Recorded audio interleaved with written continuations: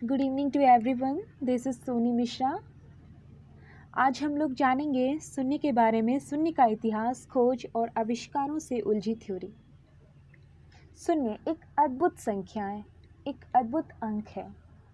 किसी अंक के आगे लग जाए तो कोई फर्क नहीं पड़ता, लेकिन पीछे लगा दिया जाए तो कीमत बढ़ जाती है। शून्य एक को 10 में और 10 को कई हजार करोड़ में बदलने की क्षमता रखता है। गणित की कल्पना भी शून्य के बिना अधूरी है। इतना खास होते हुए भी शून्य की थ्योरी कुछ उलझी हुई सी है। दुनिया जानती है कि शून्य की खोज भारत में हुई और इसका श्रेय आर्यभट्ट को जाता है, लेकिन आर्यभट्ट तो कलयुग में पैदा हुए थे, जबकि रावण के 10 सिर हैं या कौरव पुत्रों की संख्या 100 भी है। यह बात तो द्वापर और त्रेता युग की है। इन सवालों ने वैज्ञानिकों को कई तरह की खोजें करने पर मजबूर कर दिया। अब तक शून्य की खोज और आविष्कार पर कई थ्योरियां सामने आ चुकी हैं। वैज्ञानिक तो यहाँ तक कह चुके हैं कि भारतीय संस्कृति में शून्य का आविष्कार लाखों साल पहले हो चुका था। आर्यभट्ट ने तो केवल उसको खोज की और दुनिया के सामने प्रस्तुत किया। तो आइए अब तक की गई शोधों के नतीजों पर गौर फरमाते हैं और जानते हैं कि आखिर क्या है शून्य का इतिहास और क्यों उलझी हुई है इसकी थ्योरी। खोज से पहले हो चुका था आविष्कार शून्य का। किसी नई विधि के द्वारा कुछ नया रचना आविष्कार है, जबकि खोज वह है जो प्रकृति में थी लेकिन अब तक किसी के सामने नहीं आई थी। जैसे न्यूटन ने गुरुत्वाकर्षण के सिद्धांत की खोज की, यानी गुरुत्वाकर्षण प्रकृति में पहले से था, न्यूटन ने केवल उसे दुनिया के सामने लेकर आए। यही आर्यभट्ट के विषय में भी कहा जाता है कि शून्य पहले से भारतीय संस्कृति में था, आर्यभट्ट ने केवल उसे दुनिया के सामने लाकर उजागर किया। शून्य की खोज से पहले इसके आविष्कार को समझना चाहिए। 2500 वर्ष पुराने संस्कृत दस्तावेजों पर गौर करें तो पता चलता है कि 1200 से 600 ईसा पूर्व तक शून्य और दशमलव का इस्तेमाल किया जाता था, किंतु इसका इस्तेमाल संस्कृत श्लोकों, दोहों और ग्रंथों में किया गया था। इसे गणित के किसी अंक की संज्ञा नहीं दी गई थी। उस दौरान दुनिया भर में कई तरह की अंक प्रणालियां प्रचलित थे। कई जगहों पर केवल 5 तक के अंक प्रयोग में आते थे, तो कुछ जगहों पर 12 अंकों के साक्ष्य भी मिलते हैं। माया सभ्यता के दौरान अंकों का आधार 20 या सिंधु घाटी सभ्यता के विकास के दौरान यह आधार बदलकर 9 हो गया, यानी 1 से 9 तक के अंक पढ़े जाते थे और 9 के बाद सीधे 11 पढ़ा जाता था और लिखा भी जाता था। हालांकि भारत के शोधों में स्पष्ट हुआ है कि भारत में शून्य का खोज उत्तर वैदिक काल में ही हुई थी। 1000 से 600 ईसा पूर्व का समय उत्तर वैदिक काल कहलाया और इस दौरान सामवेद, यजुर्वेद एवं अथर्ववेद तथा ब्राह्मण ग्रंथों, आरण्यकों एवं उपनिषदों की रचना हुई थी।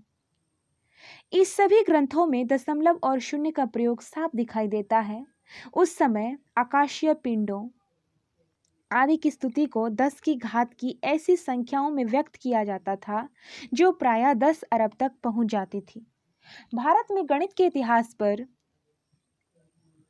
लिखी गई किताब मैथमेटिक्स इन इंडिया की माने तो विभिन्न प्रकार की वेदियों और उन पर विभिन्न आकृतियों की सही सही नाम बनाने की प्रथा के कारण इस काल में रेखा गणित के सूत्रों का विकास हुआ, जिसे सुल्भ सूत्र के नाम से जाना जाता है। और सुल्भ उस रस्सी को कहते हैं जिसको यज्ञ बनाने वाली वेदी का नाप लिया जाता है। बोधायन, आपस्तंभ और कात्यायन ऋषियों को इस सूत्र के आविष्कार का श्रेय दिया जाता है। बोधायन के सूत्र को पाइथागोरस प्रमेय के नाम से पढ़ा जाता है और यह आविष्कार लगभग 3000 ईसा पूर्व किए जा चुके थे। ऋषियों ने माप कर वेदी बनाया, श्लोकों में दशमलव और शून्य का प्रयोग करना शुरू किया था। श्लोकों के साथ उनकी संख्या भी लिखी जाती थी। इससे स्पष्ट है कि वे अंक शास्त्र से पूरी तरह परिचित थे। बौद्ध काल के मंदिरों पर भी शून्य का लिखा होना प्रमाण है, क्योंकि बौद्ध काल में अक्सर मंदिरों पर शून्य चिन्हित रहता था। आर्यभट्ट के आने के बाद क्या हुआ ऐसा? तो आर्यभट्ट का जन्म 476 ईसा पूर्व हुआ था। भारत नागार्जुन और पिंगलाचार्य के शून्य से जुड़े सिद्धांतों से तब तक परिचित हो चुका था। आर्यभट्ट ने एक नई अक्षरांक पद्धति को जन्म दिया था जो नागार्जुन के सिद्धांत से प्रेरित थी। उन्होंने अपने ग्रंथ आर्यभट्टियम में 1 से अरब तक की संख्याओं का जिक्र करके लिखा है, स्थानात स्थानम दश गुणम स्यात्।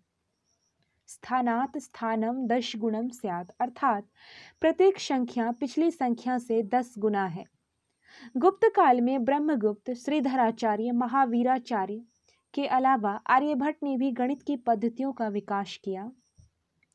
ब्रह्मगुप्त के ग्रंथ ब्रह्मस्फुट सिद्धांत में शून्य को अ घटा अ बराबर 0 यानी अ माइनस अ बराबर 0 से निरूपित किया गया था।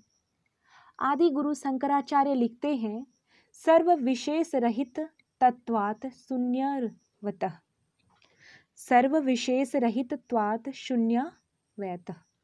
नागार्जुन ने शून्य की व्याख्या करते हुए कहा है कि शून्य को शून्य ही नहीं कह सकते हैं और अशून्य भी नहीं कह सकते हैं। नाथ संप्रदाय में शून्य को परम तत्व के रूप में स्वीकृत किया गया। मैनचेस्टर विश्वविद्यालय में गणित के इतिहासकार जॉर्ज गैवगीज जोसेफ ने अपनी रिसर्च में कहा कि भारत ही शून्य का आविष्कार किया है और भारत द्वारा ही की गई गणित की पद्धति अद्भुत है। इस पद्धति से हम बड़ी से बड़ी संख्या को बहुत आसानी से और कम से कम संख्या के प्रयोग से व्यक्त कर सकते हैं। अरब देश में शून्य को सिफर, लैटिन, इटालियन, फ्रेंच में शून्य को 0 कहा जाता है। अतः स्पष्ट है कि शून्य का आविष्कार और खोज दोनों ही भारत में हुई और शून्य भारतीय संस्कृति का महत्वपूर्ण हिस्सा है, जिसके आगे अंक लगाकर आज दुनिया सदियां गिन रहा है। धन्यवाद।